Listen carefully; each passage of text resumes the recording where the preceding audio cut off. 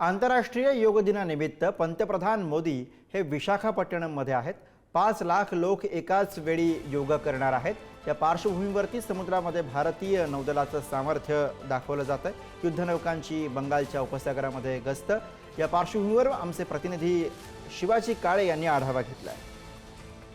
पंतप्रधान नरेंद्र मोदी यांच्या उपस्थितीत विशाखापट्टणम या ठिकाणी आंतरराष्ट्रीय योग दिवस पार पडणार आहे आणि त्या दृष्टिकोनातून पंतप्रधान नरेंद्र मोदी उद्या म्हणजे 21 जूनला या ठिकाणी पोहोचणार आहे।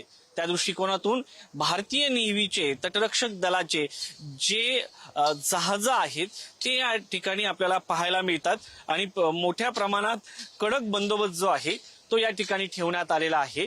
सध्या आपण हे दृश्य पाहू शकतो की हे अकराळ विक्राळ असे आपल्या नेव्हीचे तटरक्षक दलाचे मोठे जे जहाज आहेत, शिप आहेत, युद्धनौका आहेत ते या ठिकाणी पाहायला मिळत आहेत आणि या ठिकाणी गस्त जी आहे ती सुरू असल्याचं पाहायला मिळतं। उद्या सकाळी या ठिकाणी पंतप्रधान नरेंद्र मोदी यांच्या उपस्थितीमध्ये योग दिवसाचा कार्यक्रम पार पडणार आहे।